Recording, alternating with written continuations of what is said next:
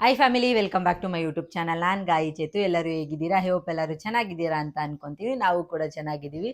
So ಇವತ್ತು ನನ್ನ birthday vlog ನೋಡ್ತೀರಾ. ಇವತ್ತು ನನ್ನ ಬರ್ಡೇ 27th ಬರ್ಡೇ. ಸೊ ಬೆಳಗ್ಗೆಯಿಂದ ಇನ್ಸ್ಟಾಗ್ರಾಮಲ್ಲಿ ತುಂಬ ಜನ ವಿಶಸ್ ಎಲ್ಲ ಮಾಡ್ತಾ ಇದ್ದೀರಾ. ಎಲ್ಲರಿಗೂ thank you so much. So ಇದು ನನ್ನ ಬರ್ಡೇ ಔಟ್ಫಿಟ್ ನಮ್ಮ ಹಸ್ಬೆಂಡ್ ಕೊಡಿಸಿದ್ದು. ಚೆನ್ನಾಗಿದೆ. ನನಗೆ ಇವಾಗ ಈ ಥರ ಡ್ರೆಸ್ಗಳು ತುಂಬ ಕಂಫರ್ಟಬಲ್ ಅಂತ ಅನಿಸುತ್ತೆ ಮತ್ತು ತುಂಬ ಇಷ್ಟ ಆಗುತ್ತೆ. ಸೊ ಹಾಗಾಗಿ ಇದೇ ಥರದ್ದೇ ತೊಗೊಂಡೆ. ರೆಡಿ ಆಗಿದ್ದೀನಿ. ಮನೆಯಲ್ಲಿ ಪೂಜೆ ಮಾಡಿಬಿಟ್ಟು ದೇವಸ್ಥಾನಕ್ಕೆ ಹೋಗಬೇಕು. ಆಲ್ರೆಡಿ 11:30 ಆಗೋಗ್ಬಿಟ್ಟಿದೆ. ಸೊ ಬೆಳಗ್ಗೆಯಿಂದ ಕೆಲಸ ಮಾಡೋದ್ರಲ್ಲೇ ಸರಿ ಹೋಯಿತು.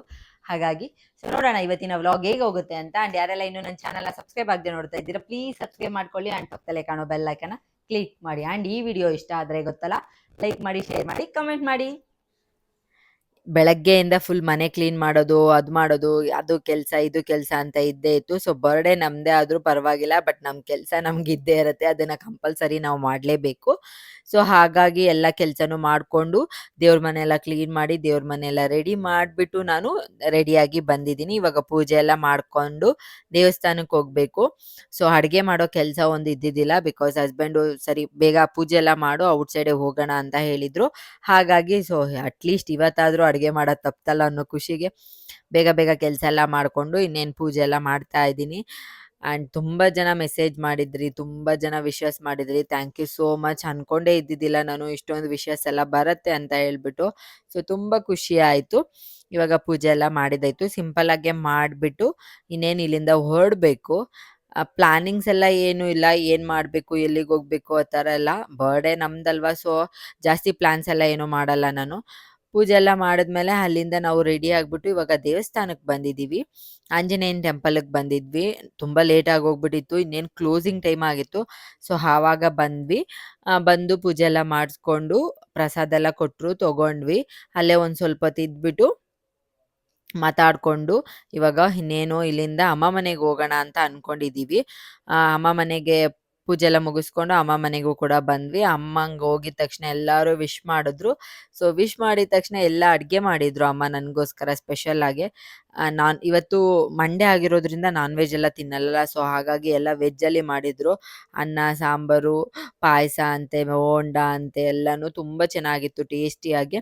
ಸೊ ಊಟ ಎಲ್ಲ ಮಾಡಿಬಿಟ್ಟು ಸ್ವಲ್ಪ ಹೊತ್ತು ಕುತ್ಕೊಂಡು ವೆಯ್ಟ್ ಮಾಡಿದ್ಮೇಲೆ ತಮ್ಮ ನನಗೋಸ್ಕರ ಕೇಕ್ ತೊಗೊಂಡು ಬಂದು ಸೆಲೆಬ್ರೇಷನ್ ಎಲ್ಲ ಮಾಡಿದ್ರು. ನನಗಂತೂ ಅದೇನೋ ಒಂಥರ ಖುಷಿ ಕೇಕ್ ಎಲ್ಲ ಕಟ್ ಮಾಡಬೇಕಾದ್ರೆ. ಪ್ರತಿ ವರ್ಷವೂ ವಯಸ್ಸು ಜಾಸ್ತಿ ಆಗ್ತಾ ಇದ್ರೂ ಆ ಕೇಕ್ ಕಟ್ ಮಾಡೋ ಟೈಮಲ್ಲಿ ಏನೋ ನಾನು ಇನ್ನೂ ಚಿಕ್ಕ ಹುಡುಗಿ ಅಂತಾನೆ ಅನಿಸುತ್ತಾ ಇರುತ್ತೆ. ಅದೊಂದು ಖುಷಿ ಆಗತ್ತೆ. ಆ್ಯಂಡ್ ನಮ್ಮ ಮನೇಲಿ ಯಾರೇ ಬರ್ಡೇ ಆಗಿದ್ರು ಚಿರುನೇ ಕೇಕ್ ಕಟ್ ಮಾಡಬೇಕು. ಇವತ್ತೂ ಅಷ್ಟೇ ಹಂಗೆ ಜಗಳ ಮಾಡ್ತಾ ಇದ್ದ, ನಾನು ಕೇಕ್ ಕಟ್ ಮಾಡ್ತೀನಿ ಅಂತ. ಸರಿ ಬಾ ಅಂತ ಹೇಳ್ಬಿಟ್ಟು ಅವನು ಜೊತೆಲೇ ನಿಲ್ಲಿಸ್ಕೊಂಡು ಕೇಕ್ ಎಲ್ಲ ಕಟ್ ಮಾಡಿದ್ವಿ. ತುಂಬ ಖುಷಿ ಆಯಿತು. ಆ್ಯಂಡ್ ಎಲ್ಲ ಫ್ಯಾಮಿಲಿ ಜೊತೆ ಮಾಡಿದ್ದು. ಆ್ಯಂಡ್ ಬುಜ್ಜಿ ಬೇಬಿ ಜೊತೆ ಇದು ಫಸ್ಟ್ ಬರ್ಡೇ ನಂದು. ಅದೊಂಥರ ಖುಷಿ ಇದೆ. ಇನ್ನೊಂದು ಸ್ವಲ್ಪ ದಿನ ಹೋದ್ರೆ ಅವನು 1 ವರ್ಷದ ಮಗು ಆಗಿಬಿಡ್ತಾನೆ. ಎಷ್ಟು ಬೇಗ ಬೆಳೆದ ಅಂತಲೇ ಗೊತ್ತಾಗಿಲ್ಲ ನನಗೆ. ಸೊ ಖುಷಿಯಾಗಿ ಎಲ್ಲರ ಜೊತೆ ಮಾತಾಡಿಕೊಂಡು ಕೇಕ್ ಎಲ್ಲ ತಿಂದ್ಕೊಂಡು ಅವ್ರಿಗೂ ಕೂಡ ತಿನ್ನಿಸಿದ್ವಿ. ಆಮೇಲೆ ಎಲ್ಲರೂ ಮಾತಾಡ್ಕೊಂಡು ಕೂತ್ಕೊಂಡಿದ್ವಿ ಸ್ವಲ್ಪ ಹೊತ್ತು. ನನ್ನ ತಮ್ಮನ ಹೆಂಡತಿ ಎಲ್ಲೋ ಇದ್ದಾರಲ್ಲ, ಸೊ ಅವ್ರ ಜೊತೆನೂ ಮಾತಾಡ್ಕೊಂಡು ಕೂತ್ಕೊಂಡಿದ್ವಿ. ಆ್ಯಂಡ್ ಬುಜ್ಜಿ ಬೇಬಿ ಅಂತೂ ಅಮ್ಮ ಮನೇಲಿ ಹೊಸ ಫಿಶ್ ಟ್ಯಾಂಕ್ಗೆ ಸ್ವಲ್ಪ ಫಿಶಸ್ ಎಲ್ಲ ಹಾಕಿದ್ರು.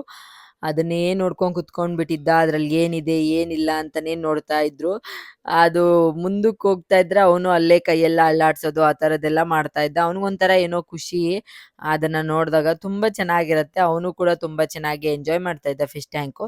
ನನಗೂ ಆಸೆ ಇದೆ ನಮ್ಮ ಮನೇಲಿ ತೊಗೊಂಡು ಬರಬೇಕು ಅಂತ. ಬಟ್ ಮಕ್ಕಳೆಲ್ಲ ಇನ್ನೂ ಚಿಕ್ಕವರಲ್ವಾ, ಸೊ ಒಡೆದೋಗ್ಬಿಡ್ತಾರೆ ಅನ್ನೋ ಭಯಕ್ಕೆ ನಾನು ಸುಮ್ಮನೆ ಇದ್ದೀನಿ. ಅಲ್ಲಿ ಸ್ವಲ್ಪ ಹೊತ್ತು ಮಾತಾಡಿದ್ದಾದಮೇಲೆ ಆಮೇಲೆ ಅರಶಿನ ಕುಂಕುಮ ಎಲ್ಲ ಕೊಟ್ಟರು ನನ್ನ ತಮ್ಮನ ಹೆಂಡತಿ. ಎಲ್ಲನೂ ತೊಗೊಂಡು ಇನ್ನೇನು ಅವ್ರಿಗೂ ಕೂಡ ಬಾಯೆಲ್ಲ ಹೇಳ್ಬಿಟ್ಟು ಇಲ್ಲಿಂದ ಹೊರಡೋಣ ಅಂತ ಅಂದ್ಕೊಂಡ್ವಿ.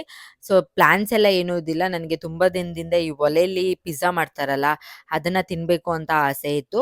ಅದು ಯಲಹಂಕದಲ್ಲಿ ಓಪನ್ ಆಗಿದೆ ಅಂತ ಹೇಳಿದ್ರು. ಸೊ ಹಾಗಾಗಿ ತಿನ್ಕೊಂಡು ಬರೋಣ ಅಂತ ಹೇಳ್ಬಿಟ್ಟು ಅಲ್ಲಿಗೆ ಹೋಗಿದ್ವಿ. ಬುಜ್ಜಿ ಬೇಬಿ ಆನ್ ದ ವೇ ಬೈಕಲ್ಲಿ ಬರ್ತಾನೆ ಮಲ್ಕೊಂಬಿಟ್ಟಿದ್ರು. ಸೊ ಹಾಗಾಗಿ ಅಲ್ಲೇ ಮಲಗಿಸ್ಕೊಂಡು ಇವಾಗ ಪಿಜ್ಜಾ ಕೂಡ ರೆಡಿ ಆಯಿತು. ಸಖತ್ತಾಗಿತ್ತು ಟೇಸ್ಟ್ ಮಾತ್ರ. ನಾನು ಬಿಸಿ ಬಿಸಿ ಅದರಲ್ಲಿ ಚೀಸ್ ಎಲ್ಲ ಫುಲ್ ಅದನ್ನು ಎಳೆದ್ರೆ ಸಾಕು, ಆ ಚೀಸು ಫುಲ್ ಲೆಂತಾಗಿ ಬರ್ತಾನೇ ಇತ್ತು. ತುಂಬ ಚೆನ್ನಾಗಿತ್ತು ಟೇಸ್ಟಿಯಾಗೆ.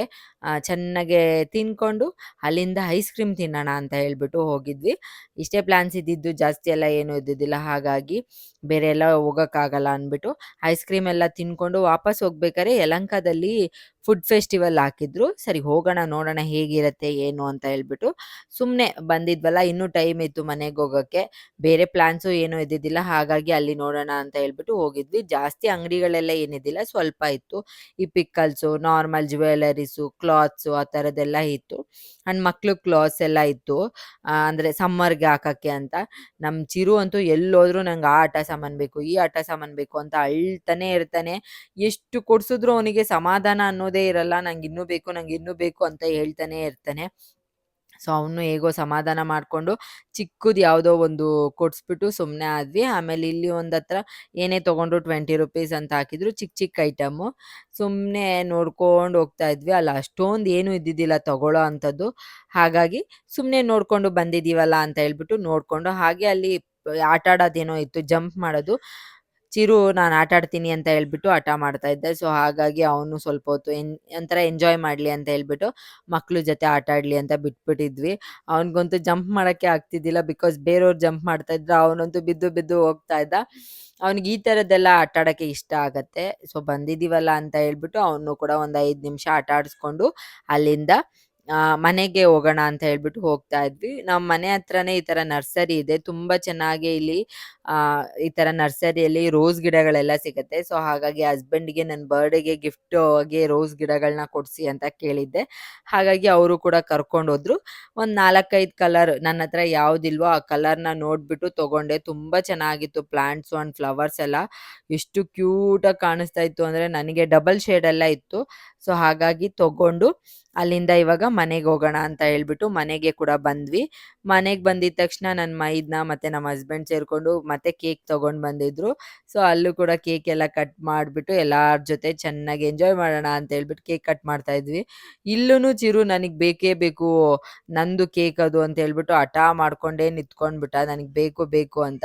ಸೊ ನಾನು ಕೊಡಲ್ಲ ಅಂತ ಹೇಳಿದ್ದಕ್ಕೆ ಅಳ್ಕೊಂಡು ಓದ್ಬಿಟ್ಟ. ನಾನು ಆಮೇಲೆ ಅದಕ್ಕೆ ಗದರುತ್ತಾ ಇದ್ದೆ, ಯಾವಾಗಲೂ ನೋಡಿದ್ರು ನೀನೇ ಕಟ್ ಮಾಡಬೇಕು ಅಂತ. ಅದಾದಮೇಲೆ ಬುಜ್ಜಿ ಬೇಬಿನೂ ಅಳಕ್ಕೆ ಸ್ಟಾರ್ಟ್ ಮಾಡಿಬಿಟ್ರು. ಸರಿ ಇನ್ನೇನು ಮಾಡೋದು, ಬರ್ಡೇ ನಂದು, ಬಟ್ ಆದರೂ ಇವರೇ ಮಾಡಿಸ್ಕೋಬೇಕು ಅಂತ ಹೇಳ್ಬಿಟ್ಟು ಹೋಗಿ ಅವ್ರನ್ನೂ ಕೂಡ ಕರ್ಕೊಂಡು ಬಂದೆ ನಾನು. ಕರ್ಕೊಂಡು ಬಂದ್ಬಿಟ್ಟು 3 ಜನನೂ ಸೇರಿ ಕೇಕ್ ಎಲ್ಲ ಕಟ್ ಮಾಡಿದ್ವಿ. ತುಂಬ ಚೆನ್ನಾಗಿತ್ತು ಕೇಕ್ ಕೂಡ. ಸೊ ಒಂಥರ ಚೆನ್ನಾಗಿತ್ತು ಇವತ್ತಿನ ಡೇ ಅಂತೂ. ನನಗೆ ಬೇರೆ ಎಲ್ಲದಕ್ಕಿಂತ ಖುಷಿಯಾಗಿದ್ನ ಅಂಡ್ ನನ್ನ ಹಸ್ಬೆಂಡ್ ಫುಲ್ ಡೇ ನನ್ನ ಜೊತೆನೇ ಇದ್ದರು. ಅದೊಂಥರ ಹ್ಯಾಪಿ ಅಂತಲೇ ಹೇಳ್ಬೋದು. ಹಾಗೆ ಫ್ಯಾಮಿಲಿ ಎಲ್ಲಾರ್ಗು ಕೇಕ್ ಎಲ್ಲ ಕಟ್ ಮಾಡಿಬಿಟ್ಟು ಎಲ್ಲರಿಗೂ ಕೂಡ ತಿನ್ನಿಸಿದ್ವಿ. ಸೊ ಆಮೇಲೆ ನಮ್ಮ ಅತ್ತೆ ನನಗೋಸ್ಕರ ಪಾಯಸ ಮಾಡಿದ್ರು. ಊಟ ಎಲ್ಲ ಮಾಡಿಕೊಂಡು ಇಲ್ಲೇನೆ ಕೇಕ್ ಎಲ್ಲ ಡಿಸ್ಟ್ರಿಬ್ಯೂಟ್ ಮಾಡಿ ಸೆಲೆಬ್ರೇಷನ್ ಕೂಡ ಕಂಪ್ಲೀಟ್ ಆಯಿತು. ನೋಡಿದ್ರಲ್ಲ ಹೇಗಿತ್ತು ನನ್ನ ಬರ್ಡೇ ವ್ಲಾಗ್ ಅಂತ. ಈ ವಿಡಿಯೋ ನಿಮಗೂ ಇಷ್ಟ ಆಗಿದೆ ಅಂತ ಅನ್ಕೊತೀನಿ. ಇಷ್ಟ ಆದರೆ ಗೊತ್ತಲ್ಲ, ಲೈಕ್ ಶೇರ್ ಕಮೆಂಟ್ ಮಾಡೋದನ್ನ ಮರಿಬೇಡಿ. ಆ್ಯಂಡ್ ಈ ವಿಡಿಯೋನ ನಾನು ಇಲ್ಲಿಗೆ ಎಂಡ್ ಮಾಡ್ತೀನಿ. ಮತ್ತೆ ಹೊಸ ವಿಡಿಯೋದಲ್ಲಿ ಸಿಗ್ತೀನಿ. Take care. ಬಾಯ್ ಬಾಯ್.